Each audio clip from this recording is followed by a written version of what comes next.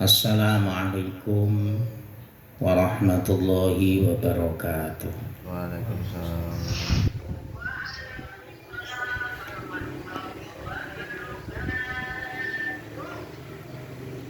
Ila muallif hadzal kitab Al-Fatihah. Bismillahirrahmanirrahim. Alhamdulillahirabbil alamin arrahmanir rahim maliki yaumiddin. Iyyaka na'budu wa iyyaka nasta'in ihdinas siratal mustaqim. Siratal ladzina an'amta 'alaihim ghairil maghdubi 'alaihim waladdallin. Amin. Bismillahirrahmanirrahim. Qul ja'al haqqu wa zahaqal batil innal batila kana zahuqa. Qala mu'allif rahimallah. Kitabu Asrori Zakati, kitab menerangkan rahasia-rahasia zakat, baik zakat fitrah maupun zakat harta benda kita. Para jamaah rahimakumullah, sebelum kita masuk pada siri syarat rukun daripada orang yang melaksanakan zakat, kita buka dengan muqaddimahnya. Bismillahirrahmanirrahim. Alhamdulillahi as'ada wa ashqa wa amata wa ahya wa abhaka wa abka wa aujada wa afna wa afqara wa akhna wa adarra wa aqna alladzi khalaqal hayawani min nutfatin tamanna summa tafarrada anil khalqi biwasfil ghina summa khassasa ba'du ibadihi bil husna fa'afadhu alaihim min amihi ma aisaru bihi man sya'a wa astaghna.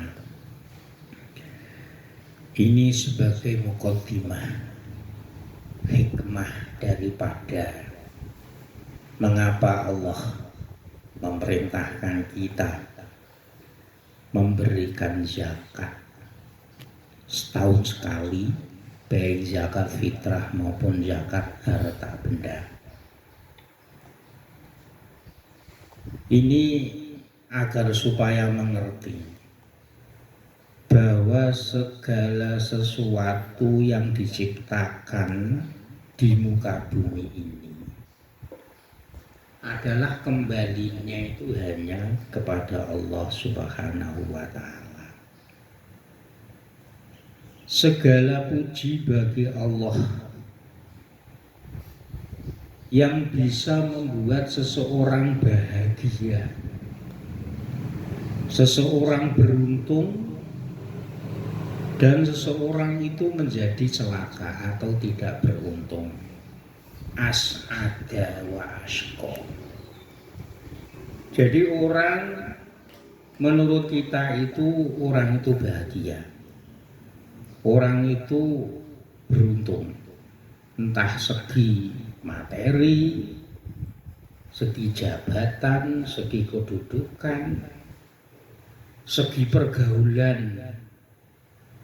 Ini secara kasat mata ya, kita kembalinya itu bahwa semuanya itu adalah pemberian Allah Subhanahu wa ta'ala. Coba kita pikir, kalau seseorang itu tidak diberi keberuntungan, kebahagiaan oleh Allah,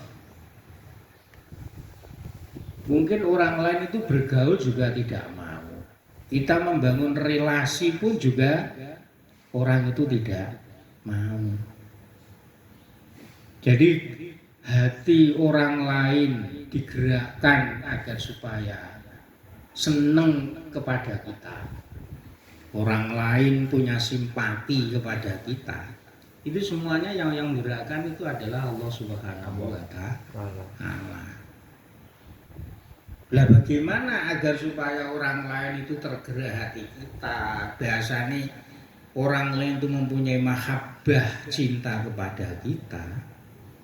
Mau tidak mau ya kita itu dekat kepada Allah. Itu secara umum. Nah, dekat kita kepada Allah Subhanahu wa taala itu apa? Ya kita menjalankan segala perintahnya. Di antara di sini adalah mau memberikan zakat itu karena sebuah perintah.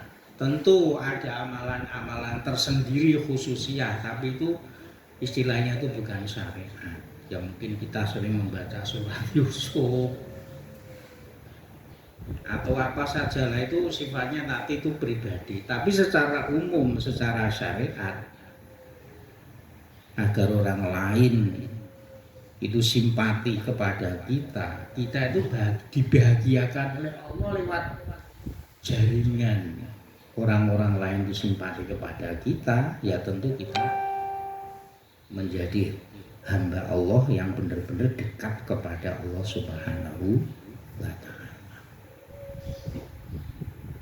Wa ashqa, dan Allah itu juga yang membuat celaka itu juga Allah. Orang itu tidak beruntung, sial terus. Nah, ini semuanya itu ya sebabnya itu yang memberikan kesialan itu ya Allah Subhanahu wa ta'ala. Mungkin orang yang senantiasa sial, celaka itu ya karena jauh kepada Allah Subhanahu wa ta'ala. Tidak taat, senantiasa mengabaikan perintah-perintah Allah. Yang paling pokok itu mengabaikannya itu ya mungkin kita tuh dipanggil untuk sholat, ternyata tidak sholat. Kita dipanggil agar supaya melaksanakan zakat, kita tidak melaksanakan zakat. Kita dipanggil agar supaya kita itu mempunyai sifat rendah hati atau tawadu, ternyata sifat kita senantiasa takabur terus. Nah, ini akan jauh dengan Allah Subhanahu wa ta'ala. Sehingga karena kita jauh, wa ashqa, Allah akan membuat kita itu menjadi sial, tidak beruntung. Jadi semuanya itu yang membuat, yang menciptakan itu Allah. Jadi sebenarnya kalau dalam ilmu tasawuf atau ilmu hati, Allah itu sebenarnya itu dekat dengan kita, tidak jauh. Dengan apa? Ya dengan Allah itu menunjukkan ada orang ini senantiasa beruntung, ada orang itu senantiasa itu sial. Itu sebenarnya semuanya itu adalah iradahnya Allah Subhanahu wa ta'ala. Wa amata wa ahya, dan Allah lah yang membuat makhluk atau seseorang itu mati, dan Allah lah yang menciptakan atau yang membuat manusia atau makhluk itu menjadi hidup. Jadi kesimpulannya, orang itu punya roh berarti hidup. Orang tidak punya roh itu berarti mati. Ketika diminta yang punya hak, kulir roh min amri robbi, bahwa roh itu urusannya Gusti Allah. Jadi misalkan kita itu menyesal berlarut-larut, piye bapakku kaya dicipun dhisik, ibuku kok dicipun dhisik, engko aku piye.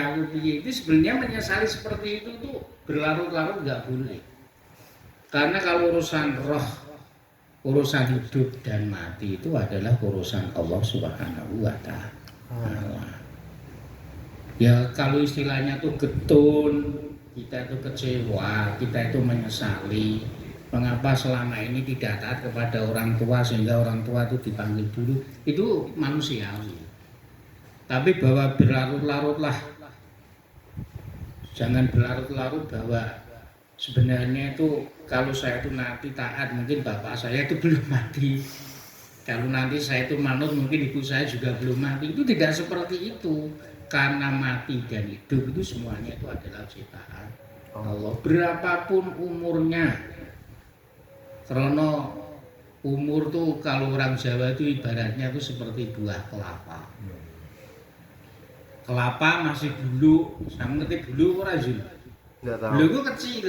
Oh, kecil. Oh. Dulu nggak ada airnya. Nggih. Arepe tiba ya monggo. Nggih.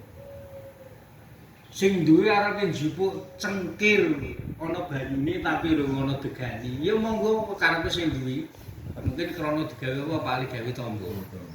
Mbah. Mau diambil degan juga monggo mau diambil sampai tuwek. Keluar santennya juga monggo. Terserah yang punya. Dan bulu itu apa saja? Bulu kalau biyen, wong biyen. Kalau bulu-bulu biasa yang pahit itu dibuat obat gatal. Kemudian kalau airnya cengkir itu kan untuk kalau anak kecil kan untuk mandi. Air degannya kalau orang itu panas itu degan airnya itu dicampur dengan jeruk pecel dan seterusnya. Ya itu terserah yang punya. Wong itu istilahnya tuh kelapa ya. Pohnya milik saya, mau saya ambil degan ya monggo, mau saya ambil dulu ya monggo, mau ambil sampai tua juga monggo. Ya nyaman seperti itu. Karena ruh itu yang menciptakan Allah, mau diambil kapan saja ya monggo terserah. Hanya sakit itu hanya wasilah, istilahnya itu hanya perantara. Kalau nanti orang mati nggak sakit itu kaget. Dan biasanya itu Allah menciptakan sesuatu itu pasti ada sebab dan seperti mendung, hujan pasti ada mendung. Nggak mungkin Allah itu menciptakan terang benderang tiba-tiba hujan nggak ada mendung, nggak. Itu bukan sunatullah. Sunatullah pasti ada sabab. Ya.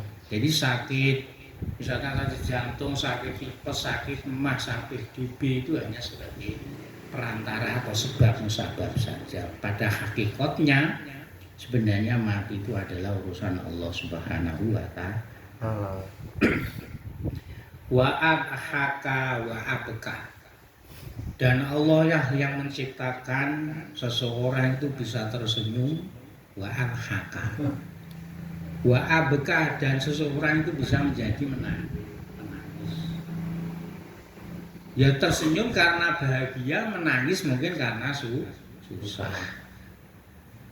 Jadi maksudnya di sini menangis itu bukan kan ada atau menangis terharu itu kan ada. Tapi di sini maksudnya abka itu adalah menangis yang menangis karena susah. Jadi orang bisa bahagia berarti tersenyum, tertawa.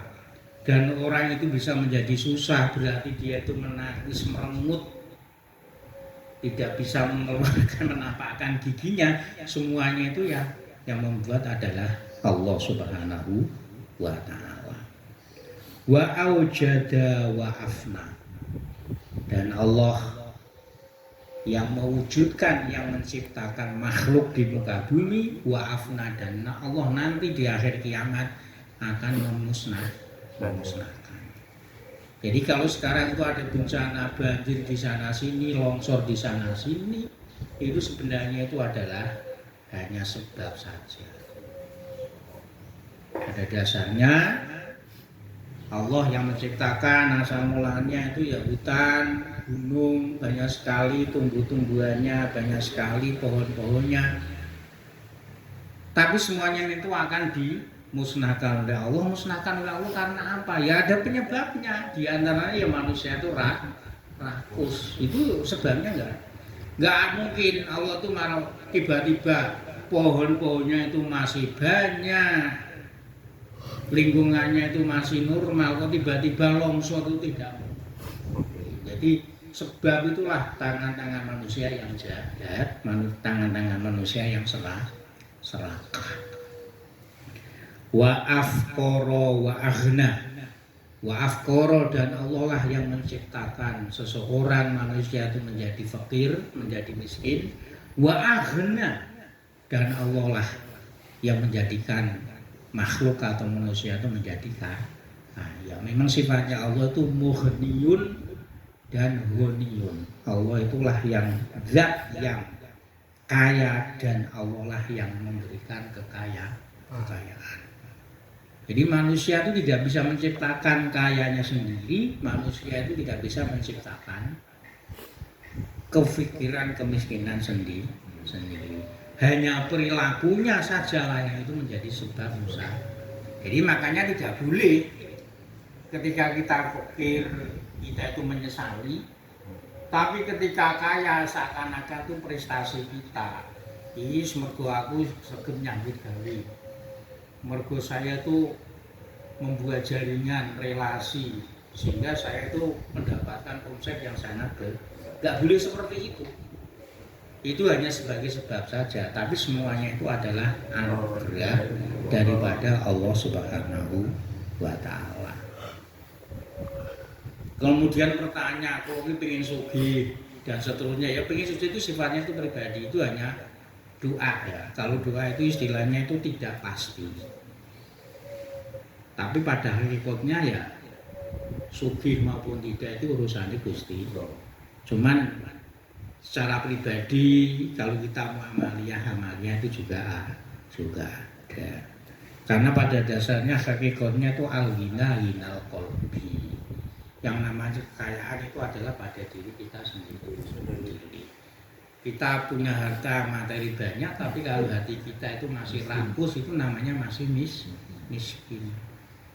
Dan seberapapun atau sedikit apapun kesederhanaan apapun yang kita miliki, kalau kita itu bersyukur bisa menerima, kita itu diberi kekayaan. Jadi kekayaan sebenarnya itu dalam hati al-ghina ghinal qalbi. Yang namanya kaya itu ya kaya di dalam hati, tidak rakus, tidak tamak. Wa adharra wa aqna. Dan Allah lah yang menciptakan bahaya dan Allah lah yang menciptakan kemanfaatan. Jadi adanya bahaya, ya misalkan ini kula no upase, uler ono upase juga lewat bulu-bulunya itu. Atau kalau jengking ketika ngentup kita pun juga ada upaya, kan bahaya. Nah itu yang menciptakan itu siapa? Yang menciptakan Allah. Apa ya kuwi ngleboni racun ning ngene kula jengking kan ora to. Nggih, boten. Apa kuwi ngleboni upas ning ngene kula kan tidak mungkin. Ya, boten. Delalah ula niku sing dipangan niku nawa wali. Sing dipangan senengane niku tikus. Jadi karena tikus niku wonten enten racune. Yang kedua, itu ya sing senengane ula sing dipangan niku kodho. Lho kodho niku silite niku enten racun. Makanya kalau orang dulu pengen istilahnya itu perang lah, itu bahasanya istilahnya apa-apa itu jenis panah. Panah itu jempol ditancapin ini kok sampai busuk. Jadi kalau racun itu nanti kalau panah kena wong itu sukar untuk diubah. Kembarane ula sing berupas-upas niku senengane nek ora siji mangan ula, mangan tikus, keduanya itu mangan kok. Jadi semuanya ada hewan yang berbahaya, ada hewan yang bermanfaat, itu semuanya diciptakan oleh Allah Subhanahu wa Ta'ala. Ya ada toh hewan yang bermanfaat. Banyak sekali awake dhewe seneng manuk. Karena kicauannya kita seneng. Kalau cendrawasih karena warnanya kita senang. Apalagi manuk puter setiap jam atau berapa menit itu selalu manggungi ugruk kok. Ini ada manfaatnya. Kalau bahasanya itu udhkurullah hilingon oleh Gusti. Oh, itu ada manfaatnya. Jadi hewan atau makhluk ada bahayanya atau membahayakan dan ada manfaatnya. Semuanya itu juga yang menciptakan Allah Subhanahu wa Ta'ala. Alladzi khalaqal hayawani min nutfatin amana. Di mana Allah menciptakan semua makhluk yang hidup. Hayawan ini berarti manusia itu juga termasuk hayawan. Karena manusia itu sejatinya itu al hayawanun natek.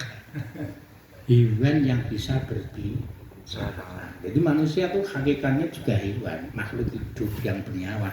Cuman bedanya Hewan-hewan yang lain itu tidak bisa bicara, tapi kalau manusia itu bisa bicara. Summa tawarroda anil kholqi biwasfil hina. Dan Allah, semua yang diciptakan oleh Allah itu tidak ada yang menyerupai Allah Subhanahu wa Ta'ala. Tafarroda, Allah itu menyendiri dari makhluk dengan sifat apa? Sifat hina. Ya kalau kita logisnya itu gini, misalkan ini kacamata yang membuat Yula. Yula kan tidak sama dengan kacamata. Ini yang diciptakan, ini namanya makhluk Yula. Pulpen ini yang membuat juga Yula. Apakah pulpen ini milik Yula? Kan tidak. Cuma saja HP ini yang menciptakan Pak Ali. Tidak mungkin HP itu sama dengan Pak Ali, tidak mungkin.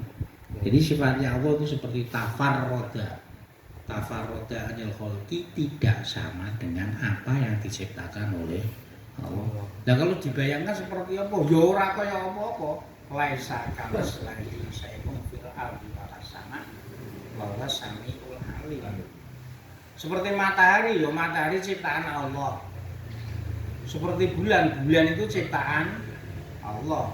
Seperti bintang, bintang itu ciptaan Allah. Terus kaya apa? Ya tidak seperti apa. Itu tafarroda anil kholqi.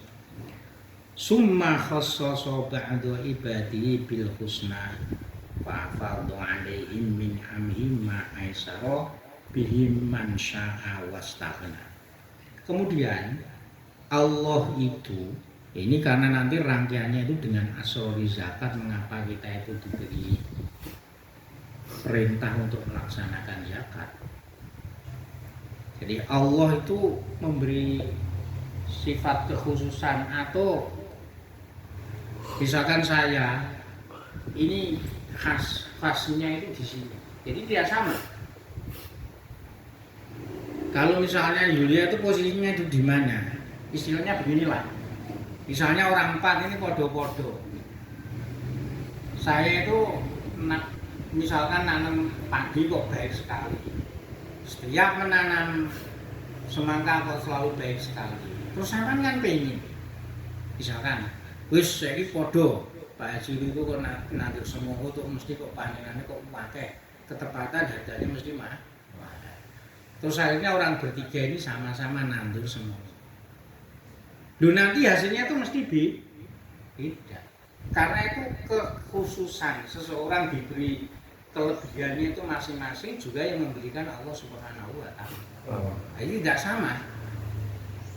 Nah, ketika orang itu diberi khasiat itu kekhususan tersendiri, maka Allah akan memberi kemudahan kepada orang itu sendiri. Saya kok sukar ya kalau jualan itu kok sukar. Mesti itu nggak ada yang beli. Wes, ini berarti sama tidak beri bakat dodolan karo Gusti Allah. Dilelah aku nang Gojek itu kok masuknya kok banyak. Dilelah ya diberi awak sehat terus. Oh berarti sama tuh khususnya tuh di sini. Misalkan ini, saya ini kalau daftar pegawai negeri kok ora tahu PNS, enggak tahu ketompo terus berarti kita itu memang tidak diberi khusus oleh Allah di sini. Jadi kullun muyassarun ala syakilati kalau dalam Al-Qur'an.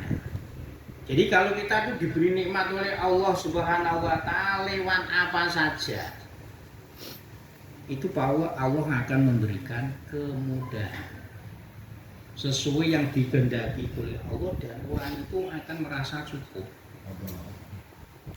Masya'a wastaghna. Tur Gusti Allah itu ora njaluk nek sampeyan dilino akeh. Cuman Gusti Allah iki perintah kuwi iki zakat. Zakat yo dikekini nggone orang lain yang berhak zakat. Bahasanya orang persepuluhan. Setahun itu hanya sekali. Jadi ketika kita tahu seperti ini, kita itu tidak bingung. Oh iya, Allah itu kalau memberikan nikmat kepada siapa saja dengan kekhususan di bidangnya masing-masing. Kula ki duwe kok. Dia itu sekolahnya, kuliahnya itu tidak pernah agama sama sekali, Pak. Loh kok keri-keri jadi ini guru agama. Ini gue Solo 3, padahal orang sini. Ya setiap hari itu melaju. Ini gue SMP. Guru agama. Dia sendiri tidak bisa berpikir. Kita takoni. Nah karena dulu itu memang ada peluangnya itu di situ. Padahal sekolah ini SD, SMP, SMA, kuliahnya itu tidak ada sama sekali di keagamaan. Lah kok mau bunyi ini jadi guru? Jadi kulun muyassarun ala syakilati. Semua atau sesuatu itu akan dimudahkan oleh Allah sesuai dengan bidangnya atau keahliannya masing-masing. Keahlian masing-masing itu juga yang memberikan Allah Subhanahu wa ta'ala. Wa akhwaja ilahi man akhfaqa fi rizqihi wa akadda idharun il imtihani. Kemudian ketika hamba-hamba ini diberi rizki oleh Allah dengan rizki yang banyak, maka Allah itu memerintahkan agar supaya hambanya itu melaksanakan kelebihan daripada rizki yang diberikan oleh Allah Subhanahu wa ta'ala itu hanya sebenarnya itu idharun lil imtihani, menunjukkan kuwi iki rezeki akeh iki lho dikongkon zakat iki lho mung dadi coba imanmu tekan sepiro Gusti Allah ora butuh. Dengan seperti salabah Syangirnya itu ada wailul likulli humazatil lumazah alladzi jama'a ma'la wa'ad. Ketika masih miskin, gemar beramal, gemar bersedekah, tapi ketika hartanya banyak menjadi orang ini. Sebenarnya banyak itu kan yang memberikan Allah Subhanahu wa ta'ala. Jadi Allah itu hanya ingin mencoba sampai seberapa kowe iki diperintah karo Gusti Allah. Kowe iki imanmu ning Gusti Allah tekan sepiro. Lil imtihani idharon lil imtihani. Idharon itu menampakkan. Allah itu ingin menampakkan cobaan. Cobaan itu berarti setiap orang mendapat kesusahan itu cobaan itu bukan. Imtihan itu dalam posisi kita tuh kaya, dalam posisi kita itu bahagia, sebenarnya itu juga imtihan. Sampai seberapa kita itu bersyukur. Idharun lil imtihani wal ibtilahi. Tekan sepiro imtihan tuh kalau bahagia kan di sini akeh, berarti kan bahagia. Itu namanya imtihan. Tapi ibtila kalau rezekinya itu sedikit, Gusti Allah ya pengen nyukur. Nalika akeh yo sebenarnya itu banyak itu cobaan, tapi kalau sedikit sebenarnya ibtila itu juga cobaan. Gusti Allah itu bukan untuk bahasanya itu kalau Syekh Abdul Qadir Jailani itu ora hanya sebagai cobaan saja, sampai seberapa iman kita. Wala lituh likahu. Gusti Allah itu mencoba kita itu bukan untuk menghancurkan atau untuk merusak kita. Sampai di mana ketika kita longgar syukurnya itu sampai seberapa. Kalau kita itu diberi kesempatan sampai seberapa kita itu bertahan atau sabar. Karena dalam surat Al-Baqarah ayat 56 itu kan walanabluwannakum bisyai'in minal khaufi wal ju' wa nafsin minal amwali wal anfusi was samarat. Walanabluwannakum bisyai'in. Jadi Gusti Allah itu mesti kata-kata walanabluwannakum la itu lanya itu lam tauhid. Nah, tasdidnya itu juga tauhid, jadi kuat. Tapi bisyai'in itu hanya sedikit. Minal khaufi wal ju'. Minal khaufi dari ketakutan. Ketakutan ku aku nek ora nyambut gawe iki piye, aku nek lara iki piye, aku nek anakku akeh iki iso. Iki namanya ketakutan. Itu enggak boleh. wal ju'i, dan mungkin kelaparan, haus. Karena kita tuh sehari-hari itu kerjanya tuh minim. Nanti kalau saya tidak bisa makan tuh gimana sih? Itu kekhawatiran. Sebenarnya itu sedikit. Wa naqsin minal amwali dan wa naqsin, dan kurang harta benda. Wal anfusi, badan yang mungkin karena kita itu sakit, mudah flu, mudah lelah, mudah ngantuk, mudah kram, dan seterusnya. Minal amwali wa samarot, ya mungkin samarot itu seperti buah-buahan. Ada kalanya jeruk itu buah terus, ada kalanya buah itu enggak buah. Ada kalanya panenan gagal karena banjir. Itu namanya naqsin minas samarot. Tapi janji Allah, wa basyiris sabirin alladzina idza asabathum musibah qalu inna lillahi wa inna ilaihi raji'un. Jadi kalau orang itu dicoba oleh Allah, ya semuanya itu dikembalikan kepada Allah Subhanahu wa ta'ala. Saterusé ulaika alaihim sholawatum mir rabbihim warahmah wa ulaika humul muhtadun. Jadi kalau ada orang dicoba oleh Allah dengan cobaan kekurangan materi, kekhawatiran, kelaparan, kemudian badannya itu juga kurang sehat, kemudian mesti ini panen biasanya 1 ton, hanya 1 kintal, itu namanya kan kekurangan. Kalau dia semuanya itu dikembalikan kepada Allah, innalillahi wa inna ilaihi raji'un, itu semuanya itu dikembalikan kepada Allah. Iya, ini karena Allah itu baru mencoba kita. Maka dawuh Gusti Allah, ulaika alaihim sholawatun, orang inilah yang akan mendapatkan rahmat, mendapatkan kebahagiaan dari Allah Subhanahu wa ta'ala. Dan orang ini itu maksudnya apa? Kalau dicoba itu semuanya itu kembalikan kepada Allah. Orang-orang yang mendapatkan hidayah, ulaika humul muhtadun, orang-orang yang mendapatkan petunjuk dari Allah Subhanahu wa ta'ala. Jadi kembali kepada zakat. Zakat itu pada dasarnya itu bukan pemaksaan Allah, tapi itu hanya sebagai ujian sampai seberapa iman kita, sampai seberapa syukur kita kepada Allah Subhanahu wa ta'ala. Tsumma ja'ala zakata lidini asasan wa mabnan wa bayyana anna bi fadlihi tazakka min ibadihi man tazakka wa man gunaha zakka malahu man zakka. Kemudian karena pentingnya zakat, sehingga zakat itu termasuk di antara dasar atau rukun daripada agama Islam. Nomor 1 syahadat, nomor 2 sholat, nomor 3 zakat, atau dibagi nomor 3 poso, nomor 4 zakat, kemudian nomor 5 ibadah haji. Ini karena penting. Ya setahun cuma sekali tok, masuk keberatan kalau zakat fitrah. Misalnya kita dagang setahun pun juga satu kali. Dan Allah menerangkan kelebihan orang yang melakukan zakat,